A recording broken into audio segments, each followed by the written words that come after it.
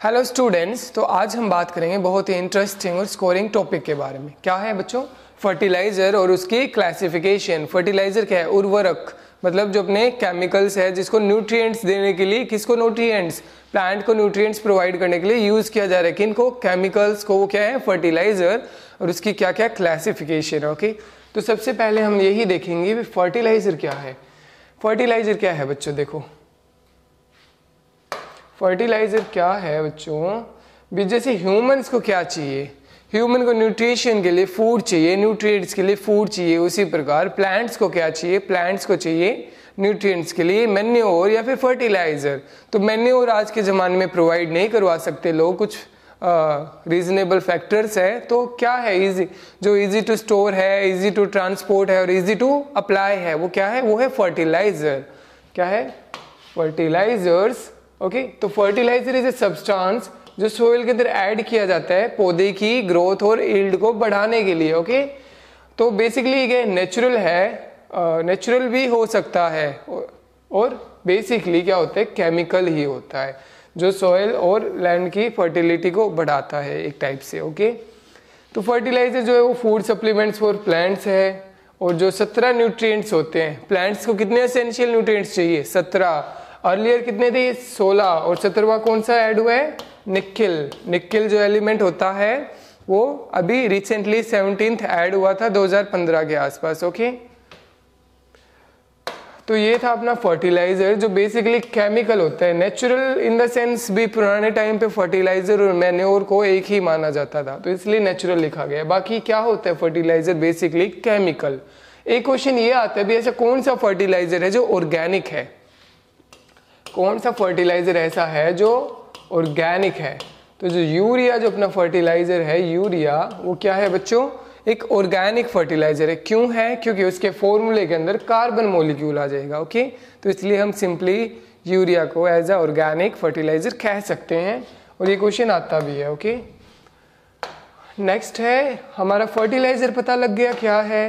अब दोबारा ही देखते हैं, वही भी एक नेचुरल या सिंथेटिक ओरिजिन का जो केमिकल है जो प्लांट और सॉइल की फर्टिलिटी बढ़ाकर उसको सप्लाई वन और मोर न्यूट्रिएंट्स जो इनको देता है, जो कि एसेंशियल होते हैं किसकी?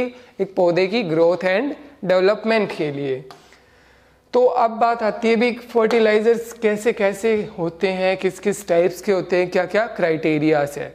एक क्राइटेरिया तो ये है complete versus incomplete. Complete fertiliser क्या होगा? मैंने बताया बच्चों आपको क्या होता है, 17 न्यूट्रिएंट्स होते हैं। 17 में से कुछ होते हैं क्या? मैक्रो और कुछ होते हैं माइक्रो। तो मैक्रो न्यूट्रिएंट्स के अंदर CHO जो होते हैं, कार्बन, हाइड्रोजन और ऑक्सीजन, वो क्या है? वो है बेसिक न्यूट्रिएंट्स। और NPK जो है वो है अपने प्राइमरी न्यूट्रिएंट्स। और कैल्शियम, मैग्नीशियम और सल्फर है वो है सेकेंडरी न्यूट्रिएंट्स। प्राइमरी न्यूट्रिएंट्स का मतलब क्या है? प्राइमरी न्यूट्रिएंट्स वो न्यूट्रिएंट्स है जो कि ज़्यादा क्वांटिटी के अंदर चाहिए, प्लांट्स को ज़्यादा क्वांटिटी के अंदर चाहिए। और जो बेसिक न्यूट्रिएंट्स है वो क्या है? जो प्लांट नेचुरली ले सकता है, जैसे ऑक्सीजन ले सकता है, हाइड्रोजन कहाँ से ले सकता है? वाटर से ले सकता है। कार्बन कहाँ से ले सकता है? जो ऑर्गेनिक मैटर प्रेजेंट है वहाँ से कार्बन। तो एडिशनली हमें ये प्रोवाइड करवाने हैं मैक्रो न्यूट्रिएंट्स के अंदर। जो ज़्यादा अमाउंट में चाहिए उनको प्राइमरी कह दिया, जो कम अमाउंट में चाहिए उनको सेकेंडरी कह दिया। और जब हम प्राइमरी न्यूट्रिएंट्स को देते हैं केमिकली किसी ना किसी वे में न्यूट्रिएंट्स को, तो जो सेकेंडरी न्यूट्रिएंट्स होते हैं जो थोड़ी मात्रा में चाहिए वो अपने आप किसी ना किसी वे में अप्लाई हो जाते हैं, तो इसीलिए भी इनको सेकेंडरी न्यूट्रिएंट्स भी कहते हैं। ओके, तो हम देखते हैं प्राइमरी न्यूट्रिएंट्स। हमने देख लिया क्या है? N मतलब नाइट्रोजन, P मतलब फॉस्फोरस एंड K मतलब पोटेशियम। ओके, तो जो तीनों क्या है प्राइमरी न्यूट्रिएंट्स हमें दे रहा हो एक ही फर्टिलाइजर, तो इसको क्या कहेंगे? क्या कहेंगे बच्चों? कंप्लीट है वो। सो स्टूडेंट्स, NPK क्या है? बेसिकली अपने क्या है? Primary nutrients. तो प्राइमरी न्यूट्रिएंट्स है जो तीनों ही प्राइमरी न्यूट्रिएंट्स दे रहे हैं अपने को, वो उसको क्या कहेंगे? कौन से फर्टिलाइजर्स है? वो कंप्लीट फर्टिलाइजर्स है। ओके, और जो इनकम्प्लीट कौन से हैं? जो हमें तीनों प्राइमरी न्यूट्रिएंट्स नहीं दे रहे हैं, तो एक दे रहा है या दो दे रहा है। ओके, जैसे कि ये क्या होता है? जैसे ये लिखा हुआ है, हमने कुछ भी लिख दिया, इसका मतलब NPK होता है। पहली डिजिट है 10 किलो नाइट्रोजन मिल रही है, 10 किलो फॉस्फोरस और 10 किलो पोटास। इसी वे में 15 किलो नाइट्रोजन, 30 किलो फॉस्फोरस और 15 किलो पोटास। तो ये क्या है? ये एक फॉर्मुलेटेड वे में आ रहा है, भी तीनों न्यूट्रिएंट्स एक के अंदर दिए जा रहे हैं। ओके, जैसे कि कौन से में होता है, ये जो फोलियर स्प्रे वाले होते हैं ना, जो भी जो नैक्सैप स्प्रेयर के अंदर डाल के फॉर्मुलेशन को स्प्रे किया जाता है, उनके अंदर ऑलमोस्ट तीनों आते हैं। ओके, और ये जैसे हैं ये अपने ग्रैनुलर और जो अदर फॉर्म्स होती है जिनको हम देखें उनके अंदर इनकम्प्लीट होता है बेसिकली सभी। तो ये था अपना कंप्लीट वर्सेस इनकम्प्लीट फर्टिलाइजर्स। अब है बेसिक फॉर्म ऑफ फर्टिलाइजर जो हम बात कर ही रहे थे अभी। ग्रैनुलर क्या है, जो दानेदार अपनी जो फर्टिलाइजर्स है ना उनको क्या कहेंगे, ग्रैनुलर। और जो पाउडर्ड मतलब ये पाउडर की तरह है वो पाउडर्ड है, और लिक्विड क्या है, जो अपने तरल पदार्थ है, जैसे कि लिक्विड फॉर्म के अंदर अपने जो फर्टिलाइजर्स दिए जा रहे हैं। तो लिक्विड वाले कहाँ दिए जाएंगे, भी पानी के साथ मिलाकर दिए जा सकते हैं। जैसे क्या होता है, फर्टिगेशन क्या है, पानी के अंदर मिला के जो हमें फर्टिलाइजर दिए जा रहे हैं, कैसे, ड्रिप के थ्रू, ड्रिप इरिगेशन में, तो उसको हम यूज कर सकते हैं ड्रिप इरिगेशन में लिक्विड फर्टिलाइजर्स को। पाउडर्ड क्या है, भी पानी में मिलाकर उसको liquid feeding to soil and foliage. ये पाउडर्ड भी वही है, भी पानी के अंदर घोल मिलाकर उसको या तो हम फोलिएज स्प्रे कर दे, पत्तों पे स्प्रे कर दे, या मिट्टी के अंदर डाल दे पानी के अंदर मिलाकर, ये अपने पाउडर्ड फॉर्म है। और ग्रैनुलर सीधा ब्रॉडकास्टिंग करने में हेल्प करता है सोइल के अंदर, और ये बाद में कहते हैं वाटर सोल्यूबल, हम इसको ब्रॉडकास्टिंग कर देंगे और ऊपर से पानी लगा देंगे। ओके, तो ये बेसिकली अपनी फॉर्म्स है फर्टिलाइजर्स की, दानेदार है, पाउडर्ड है और लिक्विड है। ओके, तो इनके एग्जांपल्स हम देखेंगे अभी। तो फर्टिलाइजर्स वैसे अदर क्राइटेरिया क्या है, भी स्ट्रेट फर्टिलाइजर है, complex and mixed form of fertiliser. Okay, ये फर्टिलाइजर की 3 कैटेगरीज बना दी गई है। तो हम देखते हैं बच्चों, अभी फर्टिलाइजर का जो है स्ट्रेट फर्टिलाइजर वो फर्टिलाइजर है जो सिर्फ एक प्राइमरी न्यूट्रिएंट दे रहा हो। प्राइमरी वही जो N दे रहा है, P दे रहा है या पोटैश दे रहा है, मतलब K दे रहा है, सिर्फ एक ही देगा। जैसे कि यूरिया है, अमोनियम सल्फेट है, पोटेशियम क्लोराइड है। जैसे पोटेशियम क्लोराइड का देखते हैं, पोटेशियम भी दे रहा है और क्लोराइड भी हमें मिल रहा है। क्लोराइड क्या है, एक माइक्रो न्यूट्रिएंट। तो 2 न्यूट्रिएंट मिल रहे हैं, बट हमें क्या देखना है, अभी प्राइमरी न्यूट्रिएंट NPK के अंदर देखना है। ठीक है, तो नाइट्रोजन हमें दे रहा है सिर्फ ये पोटेशियम दे रहा है, सिर्फ एक ही प्राइमरी न्यूट्रिएंट दे रहा है। तो क्या है ये अपना स्ट्रेट फर्टिलाइजर। कॉम्प्लेक्स के अंदर 2 और या 3 जो प्राइमरी न्यूट्रिएंट्स हमें दे रहे हैं। ओके, तो वो है क्या है, कॉम्प्लेक्स फर्टिलाइजर। एक पॉइंट इंपॉर्टेंट क्या रखना है इसके अंदर याद, 2 या 3 हमें क्या दे रहे हैं, प्राइमरी न्यूट्रिएंट्स, बट किस वे में, केमिकली कॉम्बिनेशन में भी, फैक्ट्री से भी मिले मिलाए आ रखे हैं। ठीक है, केमिकल कॉम्बिनेशन में दे रहे हैं। यूजुअली ग्रैनुलर फॉर्म के होते हैं ये, जैसे कि डाई अमोनियम फोस्फेट है जो क्या दे रहा है, DAP जो होती है, डाई अमोनियम फोस्फेट जो अपनी है, ये क्या दे रही है, ये हमें फोस्फर भी दे रही है और नाइट्रोजन भी देती है, नाइट्रोजन भी दे रही है और फोस्फर भी दे रही है। ओके, तो इनकी कंपोजिशंस भी हम देखेंगे। नेक्स्ट अपना मिक्स्ड फर्टिलाइजर्स। मिक्स्ड फर्टिलाइजर भी वही कंसेप्ट है, 2 या 2 से ज़्यादा हमें क्या दे रहे हो, प्राइमरी न्यूट्रिएंट्स, बट क्या है ये है फिजिकल मिक्सचर्स। फिजिकल मिक्सचर और बेसिकली स्ट्रेट फर्टिलाइजर। भी फार्मर ने क्या किया, भी यूरिया और किसी और दूसरे फर्टिलाइजर को कंपैटिबिलिटी के हिसाब से उसको मिला के मिक्स कर दिया। ठीक है, तो क्या हो रहा है, ये भी फार्मर्स को दोबारा बार बार छिड़काव ना करना पड़े फर्टिलाइजर का। तो फार्मर क्या कर रहा है, एक तो अलग फर्टिलाइजर है, दूसरा एक और फर्टिलाइजर, उसको मिक्स करके अप्लाई कर रहा है। तो इनको हम कहेंगे मिक्स्ड फर्टिलाइजर। जो किसने किए, फार्मर ने। क्या है, physical mixture of straight fertilizers for the ease of application of fertilizers. Okay, they contain 2 or 3 primary plant nutrients made by thoroughly mixing of the ingredients either mechanically or manually.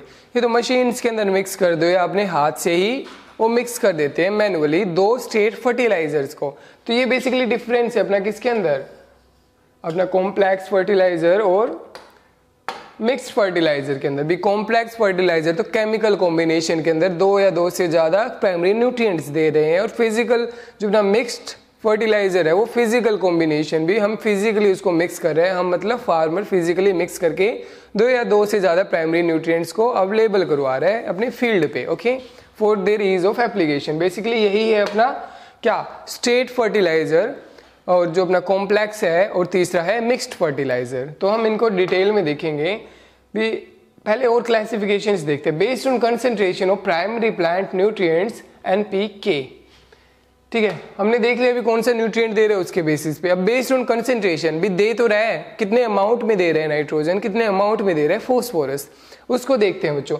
एक तो क्या लो analysis और दूसरा है अपना high analysis. कौन सा? High analysis.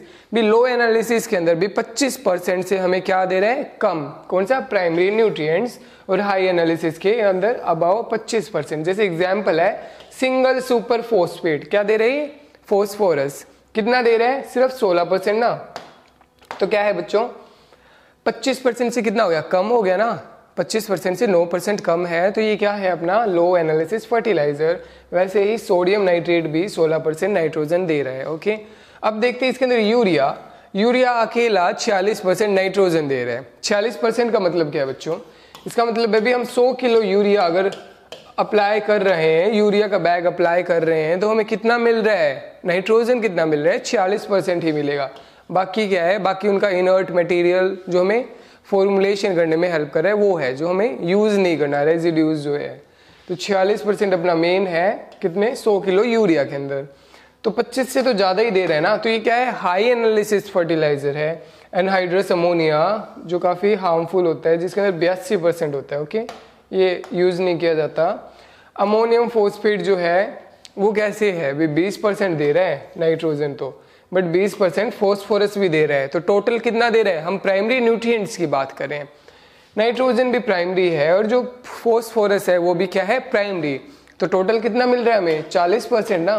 तो 40% कितना? 25% तो ऊपर ही है। तो क्या है? हाई एनालिसिस फर्टिलाइजर है। कौन सा? अमोनियम फोस्फेट्स। तो हमें इनके एग्जाम्पल्स को भी याद रखना है। अब नेक्स्ट क्राइटेरिया हम देखते हैं बेस्ड ऑन फिजिकल फॉर्म। हमने देख लिया है भी सॉलिड है या लिक्विड है। लिक्विड है वो इरिगेशन वाटर के साथ दिए जाते हैं। दो टाइप के हैं, एक तो क्लियर लिक्विड हो और दूसरा सस्पेंशन लिक्विड हो। भी जब वाटर के अंदर पार्टिकल्स है वो सस्पेंडेड हो, हमें क्लियरली दिखाई दे। दूसरा अपने सॉलिड के अंदर पाउडर्ड फॉर्म में, जैसे कि पाउडर्ड में क्या होता है? SSP जो फोस्फोरस का क्या है? मीन्स ऑफ न्यूट्रिएंट है। क्रिस्टल्स के अंदर अमोनियम सल्फेट होता है। जो यूरिया किस में होता है बच्चों? प्रिल्स के अंदर, छोटे छोटे जो गोलियां जिनको कहते हैं वो है प्रिल्स अपना। ठीक है, और सुपर ग्रेन्यूल्स में भी यूरिया पाया जाता है, ताकि उनके अंदर लॉसेस जो होते हैं ना, हम फील्ड के अंदर अप्लाई करें तो लॉसेस बिल्कुल कम हो, तो वो सुपर ग्रेन्यूल्स है। और ब्रिक्विड्स यूरिया के अंदर, इसके बारे में हम डिस्कस करेंगे। यूरिया के अंदर ब्रिकेट्स क्या होते हैं, कितनी परसेंटेज होती है ब्रिकेट्स की, भी इससे ज़्यादा हो तो वो यूरिया खराब हो सकती है। ओके, तो ये ब्रिकेट्स के बारे में बात करेंगे हम।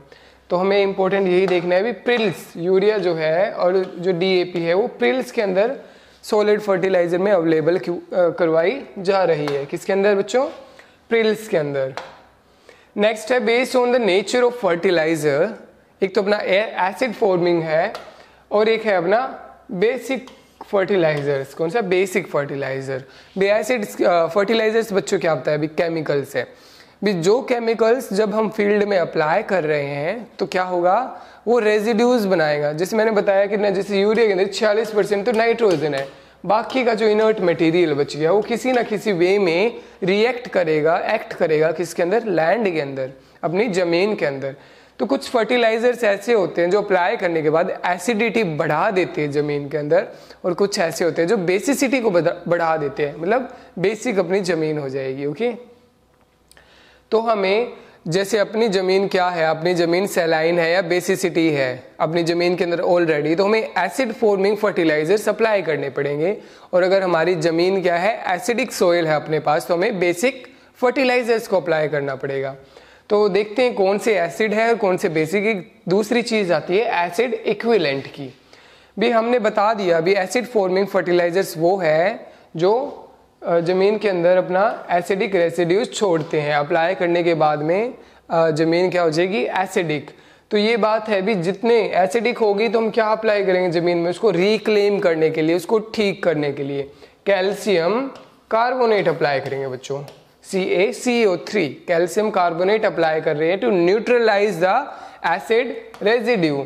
जो अपना एसिड रेजिड्यू बना फर्टिलाइजर के एप्लीकेशन के कारण, उसको न्यूट्रलाइज करने के लिए हम कैल्शियम कार्बोनेट यूज कर रहे हैं। ओके, तो इस कैल्शियम कार्बोनेट को कितना यूज किया गया वो डिपेंड करता है कितना एसिड अपने फील्ड के अंदर बना, कितनी ज्यादा एसिडिक अपनी फील्ड हुई।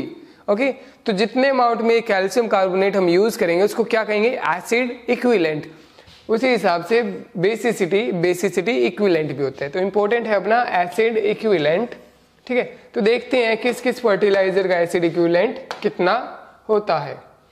ठीक है, तो हमने पता लग गया अभी एसिड इक्विवेलेंट क्या है भी। कुछ ऐसे fertilisers for example ammonium chloride, sulphide, sulphate, nitrate और जो यूरिया है इंपॉर्टेंट अपना, ये क्या करते हैं, अप्लाई किया तो एसिडिक बना देगी जमीन को। तो हमें क्या समझ आया भी, एक तो यूरिया जो ये फर्टिलाइजर्स है वो यूरिया इतना ज़्यादा एसिडिक नहीं बनाता, एसिडिक नहीं बनाएगा सोइल को, तो ये भी चीज़ ध्यान में रखनी है। तो बेसिकली हम दोनों सोइल्स के अंदर अप्लाई कर सकते हैं, बट क्या कंसिडर करेंगे इन फर्टिलाइजर्स को देख के, ये एसिडिक बना रहे हैं सोइल को, तो बेसिक जो सोइल अपनी है, एल्कलाइन जो सोइल है उसके अंदर अप्लाई करने चाहिए, तो ऑटोमेटिकली रेजिड्यू इफेक्ट हमें दिखाई देगा। बट अगर हम अप्लाई कर रहे हैं कहीं पर भी, अगर एसिडिटी कितना इक्विवेलेंट है अभी 80 इक्विवेलेंट है इसका एसिड, तो हमें क्या है 80 किलो क्या मिलाना है, CaCO3, तो इसको एसिड इक्विवेलेंट कहते हैं। इनकी जो वैल्यूज है वो याद कर लेना भी। यूरिया के अंदर एसिड इक्विवेलेंट कितना है 80 है, अमोनियम सल्फेट के अंदर 110 है। ओके, इस हिसाब से तो ये था एसिड इक्विवेलेंट का कंसेप्ट। अब कुछ बेसिसिटी इक्विवेलेंट भी है। एसिड इक्विवेलेंट के हमने CaCO3 ऐड किया, कितने अमाउंट में ऐड करेंगे उस चीज़ को हमने एसिड इक्विवेलेंट का। तो बेसिक इक्विवेलेंट बेसिसिटी के अंदर हमें सिर्फ क्या याद करना है, डाई कैल्शियम फोस्फेट का देख लेना 25। ओके, अब नेक्स्ट आता है फर्टिलाइजर ग्रेड। फर्टिलाइजर ग्रेड क्या है, जैसे मैंने बताया NPK को ऐसे लिख देंगे, तो ऐसे मैंने 25, 5, 15 लिख दिया, तो ये क्या है 25, 5, 15, ये जो मैं लिख रहा हूँ इसको फर्टिलाइजर ग्रेड कहते हैं।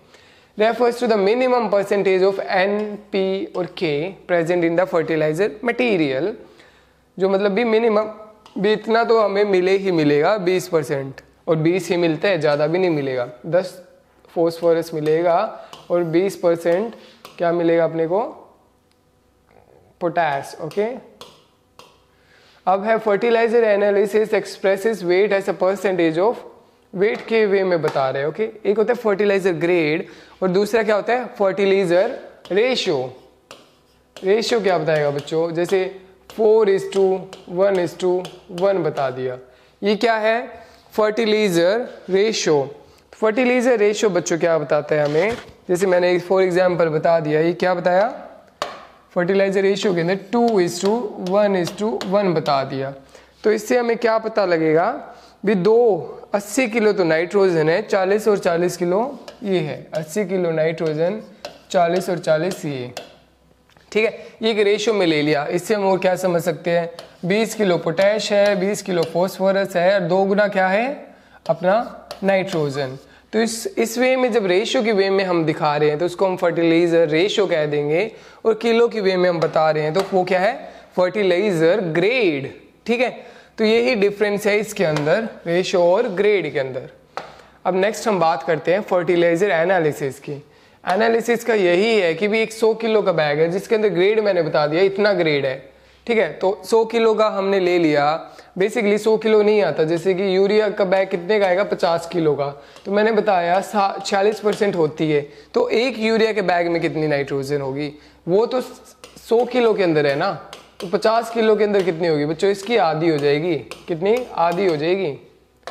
ठीक है, तो ये बात ध्यान में रखना, 100 किलो के अंदर होती है 46%, और एक यूरिया का बैग होता है 50 किलो का, तो 50 किलो के अंदर कितनी होगी 50 किलो की जो आधी % है, मतलब 46% के हिसाब से देख लेना। Okay, 23 something. ओके, अब नेक्स्ट है फर्टिलाइजर एनालिसिस के बारे में।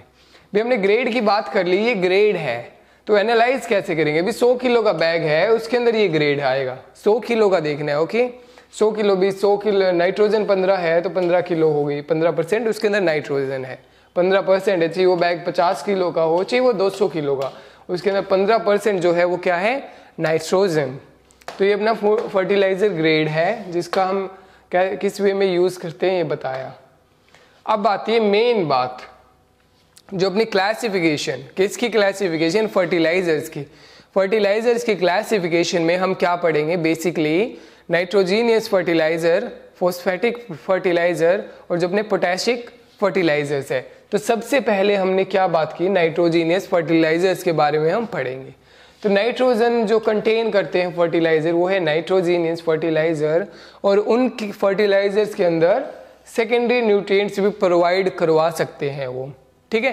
तो ये हमने पहले ही बात की थी भी, प्राइमरी न्यूट्रिएंट्स तो ज़्यादा अमाउंट में चाहिए प्लांट्स को, और सेकेंडरी न्यूट्रिएंट्स क्या होते हैं, प्राइमरी न्यूट्रिएंट्स के साथ अपने आप दिए जा सकते हैं, तो वो है सेकेंडरी न्यूट्रिएंट्स, ठीक है। सेकेंडरी न्यूट्रिएंट्स कौन से होते हैं, कैल्शियम, मैग्नीशियम एंड जो सल्फर है, ये क्या है अपने सेकेंडरी न्यूट्रिएंट्स, ओके। मैग्नीशियम किसका पोर्शन होता है, फोटोसिंथेसिस में हेल्प करता है, इंपॉर्टेंट कंपोनेंट ऑफ क्लोरोफिल। ये क्वेश्चन भी पूछे जा सकते हैं, ऐसे बेसिक क्वेश्चंस जो होते हैं, ओके। तो हम नाइट्रोजीनियस फर्टिलाइजर्स की बात कर लेते हैं। तो नाइट्रोजीनियस फर्टिलाइजर्स के अंदर हम क्या करेंगे, फर्दर क्लासिफिकेशन है इसकी। फर्दर क्लासिफिकेशन में 3-4 टाइप्स की नाइट्रोजीनियस फर्टिलाइजर्स है, जिसके अंदर हम सबसे पहले देखेंगे नाइट्रेट फर्टिलाइजर्स। नाइट्रेट मतलब NO3 की फॉर्म में हमें क्या प्रोवाइड करवाए जाएंगे, जो नाइट्रोजन है वो किस फॉर्म में प्रोवाइड करवाई जाएगी, NO3 नाइट्रेट फॉर्म के अंदर। तो ये हाईली मोबाइल होते हैं, मेन पॉइंट्स हमें देखने हैं। हाईली सोल्यूबल है, और हाईली सोल्यूबल है तो मतलब पानी के अंदर घुल कर कहीं पे रन ऑफ लॉसेस या लीचिंग। लीचिंग क्या होता है भी, न्यूट्रिएंट्स का पानी के अंदर घुल के ग्राउंड वाटर के अंदर या ग्राउंड के अंदर डीपर लेयर्स के अंदर चले जाना, जो प्लांट अपनी रूट्स के हिसाब से उठा ना सके। तो ये जो न्यूट्रिएंट्स पानी के साथ जा रहे हैं उसको कहेंगे लीचिंग। अगर पानी सीधा ये नीचे जा रहा है तो वो उसको परकोलेशन कहते हैं, सिर्फ पानी जा रहा है। अगर वो पानी न्यूट्रिएंट्स को लेके जा रहा है तो उसको कहेंगे लीचिंग। तो हाईली सोल्यूबल है तो पानी दिया और वो घुल जाएंगे, और पानी तो नीचे जाएगा ही, तो पानी किसको भी ले डूबेगा, न्यूट्रिएंट्स को भी ले डूबेगा। तो ये हाईली सोल्यूबल भी है। तो हाईली सोल्यूबल से क्या मतलब है, हाईली मोबाइल भी है प्लांट के अंदर कुछ, और हाईली इजीली अवेलेबल होता है, ओके। हमने जैसे दिया और वैसे ही हम 2-4 हफ्ते के अंदर और 2-4 दिनों के अंदर रिजल्ट देख सकते हैं अपने फील्ड के अंदर। डीनाइट्रिफिकेशन लॉसेस हो गए वाटर लॉग्ड सॉइल के अंदर।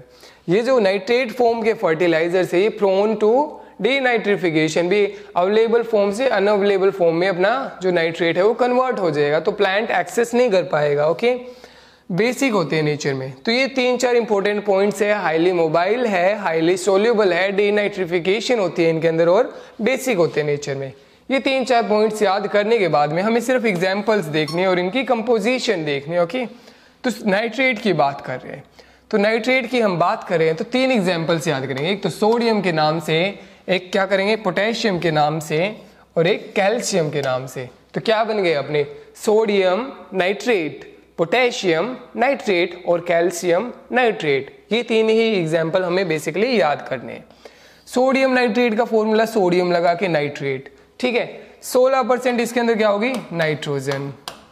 कैल्शियम नाइट्रेट में कैल्शियम लिख के नाइट्रेट, इसके अंदर 15% क्या होगी, नाइट्रोजन की मात्रा।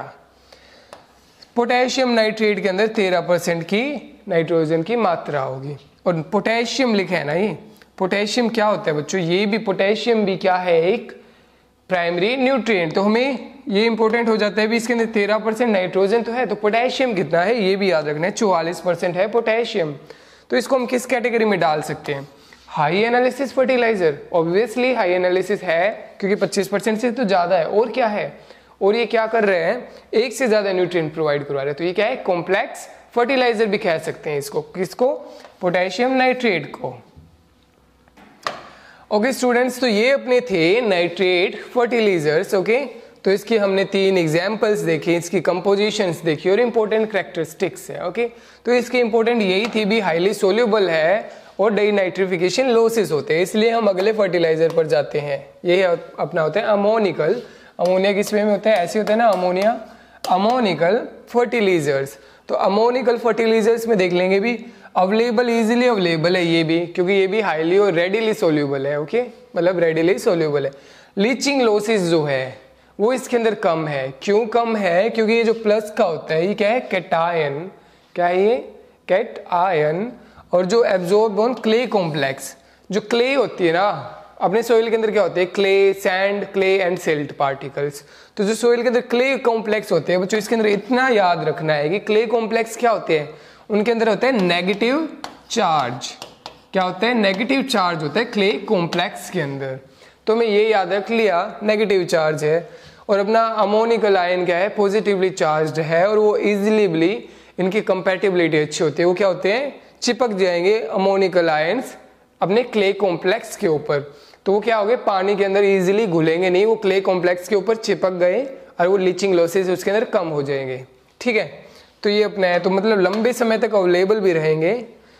और ये क्या है, एल्कलिनिटी को रिड्यूस करता है और एसिडिक होता है नेचर के अंदर। ठीक है, वो क्या था अपना नाइट्रेट, वो है बेसिक नेचर है, और इसका क्या है, acidic nature. Well suited to submerged soil. भाई सबमर्ज्ड का नाम आ गया, वाटरलॉक्ड का नाम आ गया, तो हमें किसकी याद आनी चाहिए, हमें चावलों की याद आनी चाहिए, हमें राइस की याद आनी चाहिए। तो राइस के लिए कौन से फर्टिलाइजर्स प्रेफर किए जाएंगे, अमोनिकल फॉर्म ऑफ फर्टिलाइजर्स। और अमोनिकल में भी हम अगर बात करेंगे तो जो अमोनियम क्लोराइड है वो सबसे ज़्यादा यूज होता है किसके अंदर, राइस के अंदर। ओके, तो अमोनिकल फॉर्म्स के अंदर हमने देख लिया, अभी डिफरेंस यही है कि इसके अंदर लीचिंग लॉसेस कम होंगे कंपेरेटिवली। अब इनके एग्जांपल्स देखते हैं। भी अमोनिया का नाम आ गया तो सीधा ही एक तो अपना अमोनियम सल्फेट है, उसके अंदर क्या था, उसके अंदर अपना नाइट्रेट के अंदर सोडियम था, कैल्शियम था और पोटेशियम था। तो 3 एग्जाम्पल हमने किए। इसके अंदर भी हम 3 एग्जाम्पल करेंगे। एक तो अमोनियम सल्फेट हो गया, दूसरा अमोनियम क्लोराइड हो गया, जैसे अमोनिया लिख के क्लोराइड लगा दिया, सिंपल है ना, अमोनियम क्लोराइड, अमोनियम सल्फेट के अंदर अमोनिया करके इसको बैलेंस करके क्या लिख दिया, सल्फेट। तो ये हो गया अमोनियम सल्फेट। और अनहाइड्रस अमोनिया जो यूज नहीं होता, ये गैसियस फॉर्म के अंदर होते हैं, अनहाइड्रस अमोनिया, क्योंकि ये थोड़ा सा हाई डोज का हो गया। Okay, anhydrous ammonia.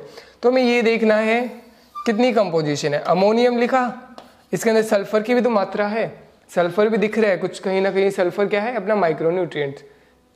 ये क्या है अपना सल्फर, माइक्रो नहीं, अपना सेकेंडरी न्यूट्रिएंट है। ओके, तो ये अपना अमोनिया कितना दे रहा है, अमोनिया किस फॉर्म में, क्या किस चीज़ का सोर्स है, नाइट्रोजन का है ना। तो 20% तो अपना ऑन एन एवरेज देख लेते हैं, ऊपर नीचे होता है ये थोड़ा। तो 20% क्या दे रहा है, नाइट्रोजन, और 25% ये अपने को दे रहा है सल्फर। कौन दे रहा है, अमोनियम सल्फेट। अमोनियम क्लोराइड जो सबसे ज़्यादा यूज होता है किसके अंदर, राइस के अंदर, तो वो देता है 25%, तो नाइट्रोजन देता है, और क्लोराइड की भी कुछ मात्रा में पूर्ति करता है अपने लैंड के अंदर। ओके, अपने क्रॉप के अंदर। अब अनहाइड्रस अमोनिया होगा, तो बेसिकली इंपॉर्टेंट यही है कि अमोनियम सल्फेट और अमोनियम क्लोराइड, अमोनियम सल्फेट के अंदर हो गया 20% नाइट्रोजन, और अमोनियम क्लोराइड के अंदर 25% नाइट्रोजन। ओके, तो हमने नाइट्रेट कर लिया, अमोनिकल कर लिया। अब हम दोनों को एक साथ कर लें तो क्या नाम आ जाएगा, अपना नाम आ गया अमोनिकल और नाइट्रेट एंड अमोनिकल फर्टिलाइजर्स। तो ये क्या है, इजीली अवेलेबल है और रेडिली सोल्यूबल भी है, लीचिंग लॉसेस कम है, reduce alkalinity as they are acidic. बस ये है, ये एसिडिक है, अपना जो नाइट्रेट था वो बेसिक था। ओके, तो ये क्या किया, नाइट्रेट भी है इसके अंदर जो लीच हो जाता था, और इसमें अमोनिकल भी है जो लीच नहीं होता। तो ये अच्छी इंटरमीडिएट फॉर्म है, इनके अंदर दोनों कंपोनेंट्स। एक एग्जांपल तो इसके अंदर सीधा ही आ जाएगा, कौन सा, अमोनियम नाइट्रेट। भी अमोनियम नाइट्रेट का मतलब है अमोनिया भी आ गया और नाइट्रेट भी आ गया। ओके, तो ये हो गया अपना अमोनियम नाइट्रेट फॉर्म। तो इसका मतलब भी धीरे धीरे प्लांट्स को न्यूट्रिएंट्स या नाइट्रोजन अवेलेबल होगी इस फॉर्म के अंदर, कौन सी, अमोनिकल नाइट्रेट फॉर्म के अंदर। तो इसके अंदर कंपोजिशंस देख लेते हैं। अमोनियम नाइट्रेट 33% क्या होगी इसके अंदर, नाइट्रोजन, मतलब क्या होगी 33% के अंदर। इंपॉर्टेंट पॉइंट क्या आएगा, जो आधी मात्रा है वो तो अमोनिया की फॉर्म में होगी, NH4 की फॉर्म में, और बाकी की जो आधी मात्रा होगी वो किससे, नाइट्रेट की फॉर्म में अवेलेबल होगी। तो ये प्लांट्स की इसकी कैरेक्टरिस्टिक है किसकी, अमोनियम नाइट्रेट की। तो इसकी क्या थी, ये तो लीच डाउन होने, लीचिंग लॉसेस है इसके अंदर हो सकते हैं, तो ये तो हमें इजीली अवेलेबल हो जाएगी, नाइट्रेट फॉर्म है। और जो अमोनिकल फॉर्म है वो धीरे धीरे क्ले कॉम्प्लेक्सेस पे अब्जॉर्ब होगी, तो धीरे धीरे हम इसको यूज कर सकते हैं। अपना प्लांट धीरे धीरे पिकअप करेगा किसको, नाइट्रोजन को, अमोनिकल फॉर्म से। ओके, तो ये हमें मतलब लंबे समय तक फर्टिलाइजर अप्लाई किया है तो इनिशियली भी रिजल्ट दिखाएगी और लंबे समय तक भी रिजल्ट दिखाएगी। तो लॉसेस अपने इसके अंदर क्या है, कम है। ओके, नेक्स्ट अपना करते हैं कैल्शियम अमोनियम नाइट्रेट। ये इंपॉर्टेंट है काफ़ी बच्चों, कैल्शियम अमोनियम नाइट्रेट। क्या नाम लिया, कैल्शियम लिख दिया मैंने, अमोनियम भी लिख दिया और क्या नाइट्रेट भी लिख देते हैं। यह है कैल्शियम अमोनियम नाइट्रेट, इसका शॉर्ट फॉर्म में लिखे तो कैल्शियम अमोनियम और नाइट्रेट। कैन बन गए ना, इसको क्या कहते हैं कैन।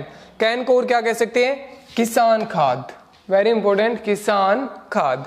ठीक है, इसके इंपॉर्टेंट पॉइंट्स यही है कि एक फॉर्मूला हो गया, एक इसका दूसरा नाम क्या है कैन का, किसान खाद। और तीसरा इंपॉर्टेंट पॉइंट ये है कि क्या है ये नेचर में, बेसिक है, एसिडिक है या न्यूट्रल है। तो ये क्या है, न्यूट्रल है नेचर के अंदर। ओके, और न्यूट्रल इन नेचर है और 25% ये क्या सप्लाई करती है, नाइट्रोजन। ओके, किस फॉर्म में, नाइट्रेट अमोनिकल फॉर्म के अंदर। ओके, तो ये अपने नाइट्रेट अमोनिकल फॉर्म हो गया। अब चौथा फॉर्म आएगा अमाइड फॉर्म। अमाइड फॉर्म के अंदर क्या आता है, very important, very very very important I will say. Amide के अंदर हम पढ़ेंगे यूरिया। ओके, यूरिया के अंदर कितना होता है बच्चों, 46% होती है क्या, नाइट्रोजन।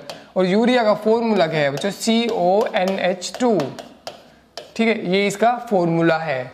तो इस फर्टिलाइजर के अंदर क्या आ गया, C आ गया। तो इसी कार्बन मॉलिक्यूल की वजह से क्या नाम दे दिया, ऑर्गेनिक है ये। वैसे ऑर्गेनिक नहीं है, भी नेचर से मिल रहा है, सिर्फ क्योंकि इसके अंदर क्या आ गया, फैक्ट्रीज में ही बनता है यूरिया, हार्मफुल भी होता है, एक्यूमुलेशन भी होती है प्लांट्स के अंदर, और अपनी अदर एनवायरमेंटल डैमेज भी कोज करता है। बट इसके अंदर सिर्फ C आ गया, इसके लिए इसको क्या कहते हैं, ऑर्गेनिक फर्टिलाइजर। सेकेंड है अपना calcium cyanide. Okay, calcium cyanide. तो ये देखिए यूरिया सिर्फ क्या दे रहे हैं, 46% नाइट्रोजन इस पैकेट के अंदर। तो ये क्या है, ये एक सिर्फ स्ट्रेट फर्टिलाइजर है।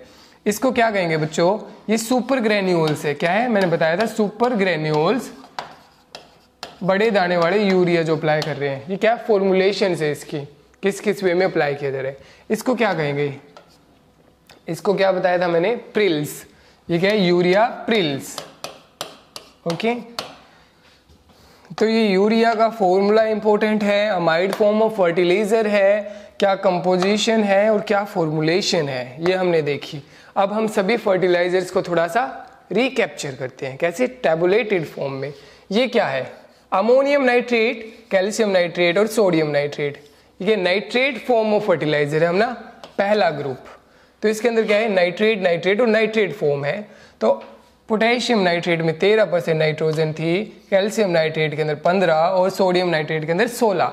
और क्या प्रोवाइड करवा रहा है, पोटेशियम। देखिए ये पोटेशियम आ गया ना, तो पोटेशियम तो देगा, कितना दे रहा है, 46% क्या दे रहा है, पोटेशियम। और कैल्शियम देगा, ये कितना कैल्शियम देगा, 19% कैल्शियम देगा, 19 kilo in 100 kg of calcium nitrate. Okay, और 15 किलो क्या दे रहे हैं, नाइट्रोजन तो दे ही रहे। तो ये क्या थे, मैंने बताया था अभी, ये क्या है, बेसिक है। ठीक है, तो अगले हम बात करेंगे, ये कौन से आ गए सेकेंड ग्रुप में, ये है अमोनियम सल्फेट, अमोनियम क्लोराइड और अमोनियम सल्फेट, अमोनियम क्लोराइड जो है, मतलब ये क्या है, अमोनियम नाइट्रेट जो है, अमोनिकल नाइट्रेट फर्टिलाइजर। ये अपना सेकेंड ग्रुप है, अमोनिकल फॉर्म है ये सबकी। ठीक है, ये इसकी परसेंटेज से कितना प्रोवाइड करवा रहा है। और सेकेंड इंपॉर्टेंट चीज़ यही थी, ये कौन सी है, एसिडिक फॉर्म ऑफ फर्टिलाइजर्स है। फिर आता है अपना कैन, कैल्शियम अमोनियम नाइट्रेट। ये किस में आएगा, ये अपनी थर्ड फॉर्म के अंदर जो अमोनिया भी प्रोवाइड करवा रहा है, नाइट्रोजन प्रोवाइड कर रहा है, दोनों फॉर्म्स के अंदर। कौन सी, अमोनिकल फॉर्म जो NH4 पॉजिटिव है और नाइट्रेट फॉर्म जो NO3 नेगेटिव है। तो दोनों फॉर्म के अंदर 50-50% के अनुसार हमें प्रोवाइड करवा रही है क्या, नाइट्रोजन प्लांट का। ओके, और इसका नेचर क्या है, एसिडिक। ओके, ये इंपॉर्टेंट चीज थी। कौन सा फर्टिलाइजर है जो न्यूट्रल होता है, कैन। ये इंपॉर्टेंट है, वेरी इंपॉर्टेंट। जो कैन है, जिसको किस नाम से जाना जाता है, किसान खाद, ये क्या है, neutral. Anhydrous ammonia, ammoniacal form है। और लास्ट में हमने देखा चौथे नंबर पे क्या है, अमाइड फॉर्म। अमाइड फॉर्म के अंदर क्या होगा बच्चों, अमाइड फॉर्म के अंदर यूरिया का फॉर्मूला ये है, 46% क्या देगा हमें, नाइट्रोजन देगा। एसिडिक नेचर है, हमने बात की, कितना एसिड इक्विवेलेंट है ये भी हमने देखा, 80 के आसपास। ओके, एसिड इक्विवेलेंट के लिए हम क्या यूज करेंगे, कैल्शियम कार्बोनेट यूज करेंगे। तो ये कुछ पॉइंट्स है यूरिया के लिए, जिसकी वजह से, और जिस वजह से ये यूरिया इतनी हैवी डोज और ज़्यादा मात्रा में यूज़ किया जाता है। तो ये इंडियन एग्रीकल्चर के सेंस में और अपने एग्जाम के लिए काफ़ी इंपॉर्टेंट क्वेश्चन आ सकता है यूरिया के अंदर से। ओके, अब हम बात करते हैं, हमने फर्टिलाइजर्स कौन से कर लिए, नाइट्रोजीनियस फर्टिलाइजर कर लिए, हमें क्या करने थे, प्राइमरी न्यूट्रिएंट्स को जो फर्टिलाइजर सप्लाई करते हैं वो करने हैं। हमने एक हिस्सा खत्म कर लिया किसका, नाइट्रोजीनियस फर्टिलाइजर्स का। अब सेकंड पोर्शन किसका आता है बच्चों, फोस्फेटिक फर्टिलाइजर्स का। फोस्फेटिक फर्टिलाइजर वो है जो फोस्फोरस प्रोवाइड करवाते हैं। फोस्फोरस किस वे में पिकअप करेगा, पी की फॉर्म में। ये फोस्फोरस पी की वे में पिकअप नहीं करेगा, ये करेगा P2O5 के अंदर। तो हमारा जो प्लांट है, सोइल के अंदर फोस्फोरस है, वो कैसे होता है प्रेजेंट भी, हमने तो कह दिया भी इतना फोस्फोरस, इतना फर्टिलाइजर्स क्या प्रोवाइड करवाएंगे, P2O5 देंगे ना या फोस्फोरस देंगे। तो इसके लिए क्या यूज, प्लांट तो ये यूज करेगा, हम क्या दे रहे हैं, हम ये दे सकते हैं फोस्फोरस। तो कितना कन्वर्जन फैक्टर होता है भी, इतना फोस्फोरस है तो P2O5 कितना होगा, हम उसको मल्टीप्लाई कर देंगे 2.29 से। अगर इतना P2O5 है तो फोस्फोरस कितना होगा, तो इसको इससे मल्टीप्लाई कर देंगे। तो ये क्या है बच्चों, याद ही रखने पड़ेंगे, ये कन्वर्जन फैक्टर्स होते हैं किसका, मैंने बता दिया P2O5 के अंदर प्लांट पिकअप करेगा किसको, फोस्फोरस को। P की फॉर्म में पिकअप डायरेक्टली नहीं करता। ओके, तो हमें कन्वर्जन फैक्टर्स को देखना है, ये कन्वर्जन फैक्टर्स है। ओके, अब इसकी क्लासिफिकेशन देखते हैं जो इंपॉर्टेंट है। क्लासिफिकेशन है किसकी, फोस्फेटिक फर्टिलाइजर की, फोस्फोरेसिक। एक तो है जो वाटर सोल्यूबल है, जो पानी के अंदर घुल के लिए जा सकते हैं, कौन से, फोस्फेरिक एसिड। तो एक तो है भी जो न्यूट्रल और एल्कलाइन सॉइल के लिए काफ़ी अच्छे हैं, इनके अंदर यूज़ किए जाते हैं। शॉर्ट ड्यूरेशन क्रॉप्स के लिए यूज़ किए जाएंगे कौन से, वाटर सोल्यूबल फोस्फेरिक एसिड जो है। ओके, जैसे कि शॉर्ट ड्यूरेशन का होती है 6 महीने की, जो अपनी एनुअल क्रॉप्स होती हैं, पल्सिस है, व्हीट है, सोरगम है। एसिड सॉइल के अंदर क्या है, फॉर्म इनसोल्यूबल। तो दो ही चीज़ हमें इंपॉर्टेंटली याद रखनी है, इनके अंदर क्या है, जो वाटर सोल्यूबल है ना, उनको हम एसिड सॉइल के अंदर नहीं डालते बेसिकली, क्योंकि इसके अंदर इनसोल्यूबल आयरन और एल्यूमिनियम फॉस्फेट्स बन जाएंगे। किसके अंदर, इनसोल्यूबल कुछ अपने रेजिड्यूज हैं वो बन जाते हैं, रिएक्शन एक उल्टी सीधी रिएक्शन हो जाती है। ओके, तो न्यूट्रल और एल्कलाइन सॉइल के अंदर हम इसको यूज करते हैं, और शॉर्ट ड्यूरेशन क्रॉप्स के लिए। तो ये दो ही पॉइंट है, न्यूट्रल और alkaline soil and short duration crops के लिए।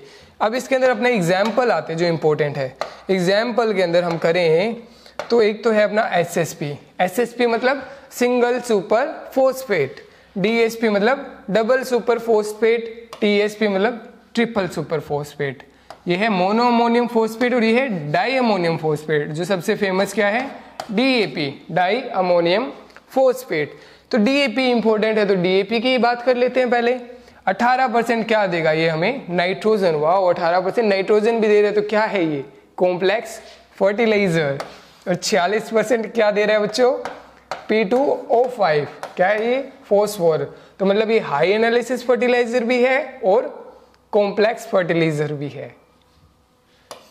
ये देखिए अब SSP, SP, SP, SP जो देख रहे हो, ये किस क्रॉप के अंदर यूज होते हैं अच्छे से।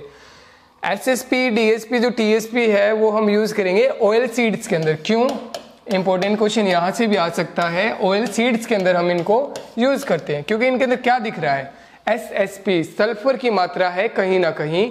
और सल्फर किस में इंपॉर्टेंट होता है, ऑयल कंटेंट को इंप्रूव करने के लिए।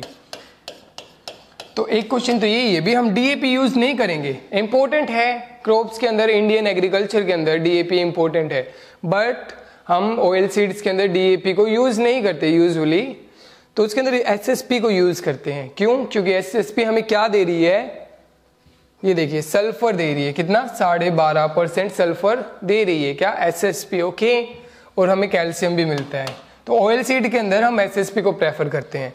तो आ जाते हैं अपने इसी कंपोजिशन पे। SSP में कितना मिला, 16%, तो P2O5 प्लस में कैल्शियम और सल्फर भी है। ओके, DSP के अंदर कितना है, 32%, P2O5 और ट्रिपल, मतलब गुना हो गया ये, 16 का 32 और 32 का 46। ओके, MAP भी देख लेना, इसके अंदर 48% क्या है अपना, P2O5।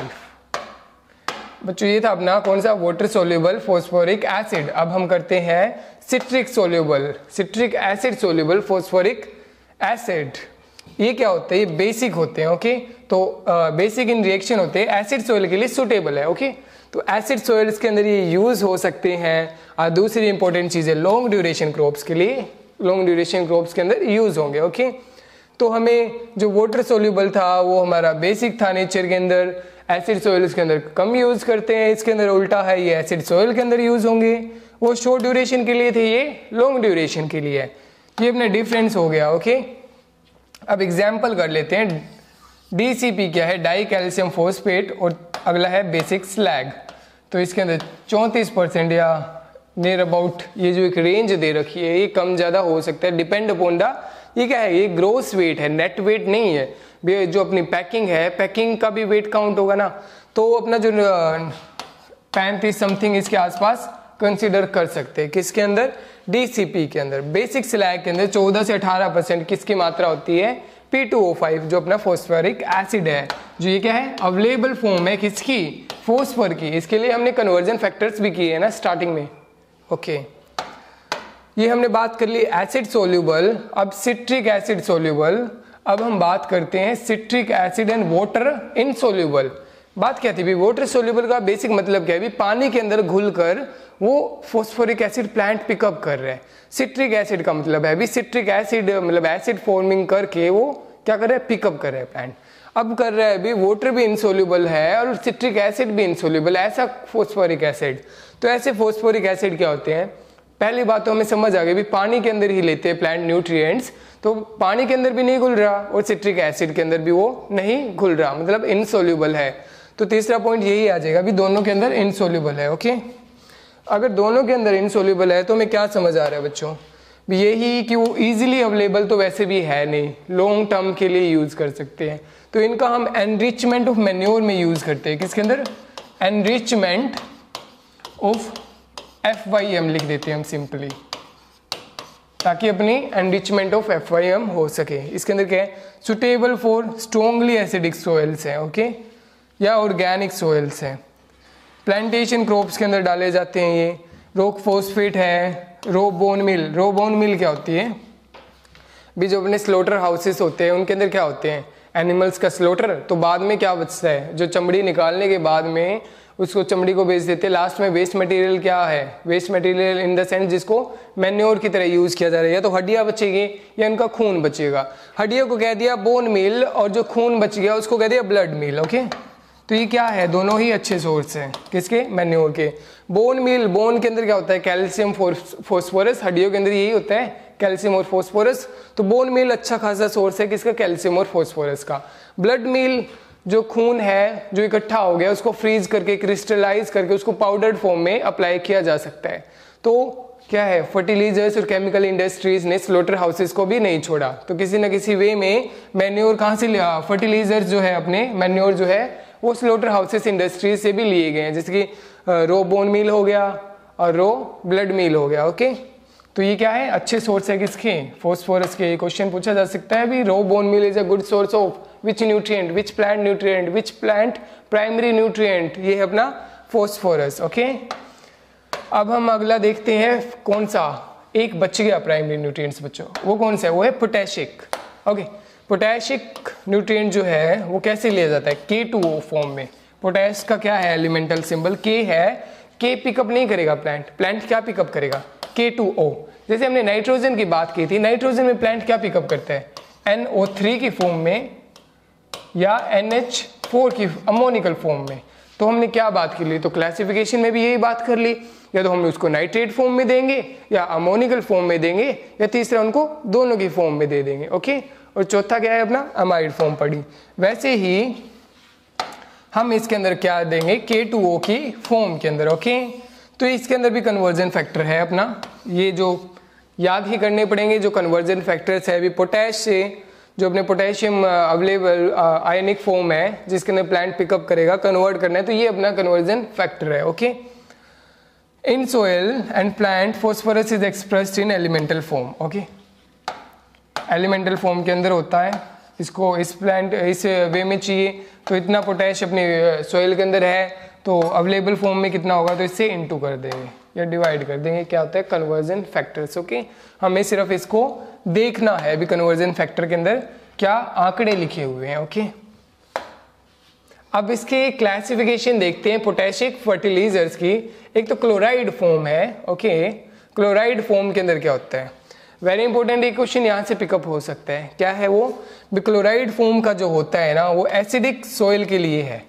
क्लोराइड फॉर्म में हम जो पोटेशियम फर्टिलाइजर अप्लाई कर रहे हैं जिसके अंदर एक वेरी फेमस फर्टिलाइजर आता है, क्या है उसका, KCl जो है, KCl जिसको MOP के नाम से भी जाना जाता है, म्यूरेट ऑफ पोटाश है या पोटेशियम क्लोराइड के नाम से जाना जाता है। तो ये एसिडिक सोइल के लिए सुटेबल है और एल्कलाइन सोइल के लिए सुटेबल नहीं है, एक तो ये है। और दूसरा ये है भी KCl जो है वो शुगर क्रॉप्स में कभी यूज नहीं किया जाता। कौन सी क्रॉप्स में, शुगर क्रॉप्स है, टोबैको है और पोटैटो है। इससे क्या होगा, इस जो क्लोराइड आयन होता है ना, कौन सा क्लोराइड आयन, वो जो अपना स्टार्च होता है शुगर्स के अंदर, स्टार्च है, शुगर है, और टोबैको के अंदर जो उनकी क्योरिंग, जो पत्तियों में जो तंबाकू के अंदर जो टेस्ट वाला है ना, जो क्वेरिंग होती है, तो उनके अंदर जो कंटेंट होता है वो अच्छी नहीं, शुगर कंटेंट अच्छा नहीं हो पाता शुगर क्रॉप्स के अंदर। तो KCl यानी MOP जो है, म्यूरेट ऑफ पोटैश, जो कि क्या है, क्लोराइड फॉर्म ऑफ पोटैशिक फर्टिलाइजर, उसको यूज नहीं किया जाता शुगर क्रॉप्स के अंदर। तो हम इसकी कंपोजिशंस देख लेते हैं। 60% क्या होता है MOP के अंदर, पोटैश या पोटैश का सिंबल क्या होगा, K, पोटैश, इस वे में अवेलेबल होगा और 60% उसके अंदर पोटैश होगा। ओके, तो इसको हमने क्या कहा, KCl या म्यूरेट ऑफ पोटैश, ठीक है। MOP पेपर में क्या लिखा आ सकता है, MOP KCl या पोटेशियम क्लोराइड हो गया इसका, या म्यूरेट ऑफ पोटैश हो गया इसका। ओके, तो ये तो था बच्चों क्लोराइड फॉर्म के अंदर। और कौन सी फॉर्म है जिसके अंदर पोटैश को पिकअप किया जा सकता है, वो क्या होगी, नॉन क्लोराइड फॉर्म्स, जिसके अंदर पोटेशियम नाइट्रेट को देखेंगे। ओके, तो हमने क्या बात की थी, पोटेशियम क्लोराइड जो है, क्लोराइड फॉर्म, उसको किसके अंदर अप्लाई नहीं करेंगे, शुगर क्रॉप्स। तो क्या अप्लाई करेंगे पोटैश के लिए, तो ये बच गया अपना पोटैश नाइट्रेट। तो पोटैश नाइट्रेट को हम शुगर क्रॉप्स जैसे कि टोबैको है और जो शुगर केन है अपना, उनके अंदर अप्लाई कर सकते हैं, और वेजिटेबल्स के अंदर, ठीक है, mainly use for fruit trees and vegetables. Excellent source of potassium and nitrogen. Okay, potash nitrate आ रहा है ना, तो नाइट्रेट, तो ये हमने किसके अंदर बात की थी, नाइट्रेट फर्टिलाइजर्स के अंदर, नाइट्रोजेनियस के पहला जो ग्रुप था नाइट्रेट फर्टिलाइजर, उसके अंदर भी हमने बात की थी किसकी, पोटैश नाइट्रेट की, सोडियम नाइट्रेट की और कैल्शियम नाइट्रेट की। कुछ याद आया बच्चों, तो ये क्या है, वही कॉम्प्लेक्स भी कह सकते हैं और हाई एनालिसिस फर्टिलाइजर भी है। तो इसका कंटेंट कितना है, कहाँ गया पोटेशियम नाइट्रेट, ये रहा पोटेशियम नाइट्रेट। दूसरी इंपॉर्टेंट चीज ये है कि इसको सोल्ट पेट्रे के नाम से जाना जाता है। क्या, पोटेशियम नाइट्रेट को सोल्ट पेट्रे के नाम से जाना गया है। इसके अंदर 44% क्या है अपना पोटैश है, और 13% हम ऑलरेडी देख चुके हैं क्या है, नाइट्रेट। ओके, नाइट्रोजन का कंटेंट। अगले क्या आते हैं अपने, ये तो देख लिया पोटेशियम नाइट्रेट। अब पोटेशियम सल्फेट जो है उसकी ये कंपोजिशन है, अभी सल्फेट आ गया तो सल्फर भी है, तो ये क्या है, कॉम्प्लेक्स फर्टिलाइजर है ना, कॉम्प्लेक्स है बच्चों, नहीं कॉम्प्लेक्स नहीं है। क्यों नहीं है, क्योंकि ये सल्फर प्रोवाइड करवा रहा है, सल्फर NPK में से थोड़ा है, प्राइमरी न्यूट्रिएंट नहीं है, वो क्या है, सेकेंडरी न्यूट्रिएंट है। तो सेकेंडरी न्यूट्रिएंट तो वैसे भी जैसे हमने बात की थी, प्राइमरी न्यूट्रिएंट्स की एप्लीकेशन करते हैं, तो सेकेंडरी न्यूट्रिएंट्स किसी ना किसी इन सम एंड अदर वे प्रोवाइड करवा दिए जा सकते हैं। तो ये क्या है, ये सिर्फ एक स्ट्रेट फर्टिलाइजर है, बट हाई एनालिसिस है क्योंकि इसका 25% से ज्यादा है कंपोनेंट किसका, एक प्राइमरी न्यूट्रिएंट का। ओके, तो हमें थोड़ा सा ध्यान से अटेम्प्ट करने क्वेश्चंस को, देखना है कौन सा प्राइमरी है कौन सा सेकेंडरी है, उसके बेसिस पे हमें देखना है भी स्ट्रेट में डालें या कॉम्प्लेक्स में डालें या लो एनालिसिस के अंदर डालें या हाई एनालिसिस फर्टिलाइजर्स के अंदर डालें। ओके, तो ये हमारा this was all for I think जो अपनी क्लासिफिकेशन है फर्टिलाइजर्स की। ओके, कौन सी, नाइट्रोजीनियस हो गई और पोटैशिक हो गई और फॉस्फोरिक, जो अपनी NPK प्राइमरी न्यूट्रिएंट्स की क्लासिफिकेशन है। ओके, तो हमने प्राइमरी न्यूट्रिएंट्स की बात कर ली, अब बात आती है सेकेंडरी न्यूट्रिएंट्स। तो मैं बार बार कह रहा था सेकेंडरी न्यूट्रिएंट्स जो है वो प्लांट को क्यों चाहिए, सेकेंडरी क्यों नाम दिया, और सेकेंडरी बेसिकली है कौन से। सेकेंडरी के अंदर अपने जैसे कि कैल्शियम, मैग्नीशियम और सल्फर जो है वो क्या है, सेकेंडरी न्यूट्रिएंट्स, तो इनको भी अप्लाई करना चाहिए। प्राइमरी तो वे थे जिनको ज्यादा मात्रा में चाहिए पौधों को, सेकेंडरी वो है चाहिए तो बट कम मात्रा में चाहिए कंपेरेटिवली। तो जब हम प्राइमरी प्रोवाइड करवा रहे हैं तो सेकेंडरी उनके साथ ही मिल जाते हैं, किनको, प्लांट्स को। ओके, तो प्लांट्स को मिल रहे हैं तो हमें एडिशनली अलग से नहीं देने की जरूरत। बट आजकल क्या है, अभी सेकेंडरी न्यूट्रिएंट्स की भी कमी दिखाई दे रही है, तो मार्केट के अंदर सेकेंडरी न्यूट्रिएंट्स के अलग से भी मिलते हैं फर्टिलाइजर्स, तो इसको भी एक बार ओवरलुक कर लेते हैं। जैसे मैंने बताया कैल्शियम, मैग्नीशियम और जो सल्फर है वो प्लांट्स को दिए जाते हैं। तो जब हम एप्लीकेशन करते हैं एनपीके प्राइमरी न्यूट्रिएंट्स की तो इंसिडेंटली उनके साथ ही दिए जाते हैं। ओके, किसी ना किसी वे में। तो जो ये फर्टिलाइजर वो मैन्युफैक्चर नहीं होते सप्लाइंग दीज न्यूट्रिएंट्स, तो बेसिकली ये अलग से मैन्युफैक्चर नहीं होते। भी किसी ने सुना है भी सल्फर, जैसे सल्फर तो मिलता है अपने को, ओके, किसी ना किसी वे में। तो आजकल इनका भी मैन्युफैक्चरिंग चल रही है। और क्या नाम है उनके फर्टिलाइजर्स के?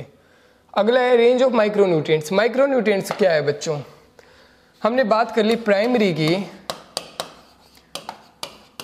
क्या थे, एनपीके। बात कर ली सेकेंडरी की, क्या थे, कैल्शियम, मैग्नीशियम, सल्फर। और एक जो बेसिक थे, बेसिक क्या है, CHO, NPK और जो कैल्शियम, मैग्नीशियम और सल्फर है। कितने हो गए? 9 न्यूट्रिएंट्स ना, ये 9 न्यूट्रिएंट्स हो गए अपने। तो ये जो 9 न्यूट्रिएंट्स है, टोटल 17 न्यूट्रिएंट्स होते हैं, 17 एसेंशियल न्यूट्रिएंट्स, जिसके अंदर निकल अभी रिसेंटली 4-5 साल पहले ही ऐड किया गया है कि इनके अंदर न्यूट्रिएंट्स, कौन से न्यूट्रिएंट्स, एसेंशियल न्यूट्रिएंट्स। एक होते हैं एसेंशियल न्यूट्रिएंट्स, एक होते हैं फंक्शनल न्यूट्रिएंट्स। फंक्शनल न्यूट्रिएंट्स का मतलब है बच्चों जो अपने 17 एसेंशियल न्यूट्रिएंट्स है उसके अंदर 4 न्यूट्रिएंट्स और ऐड कर दिए गए हैं। ठीक है, जो मतलब दे भी दे तो अपना कोई नुकसान नहीं होगा, कुछ ना कुछ परसेंटेज तक फायदा होगा। बट प्लांट्स को बेसिकली उनको जरूरत नहीं है, बट दे दें तो नुकसान नहीं है। तो अपने क्या है, फंक्शनल न्यूट्रिएंट्स। कितने हो गए फिर?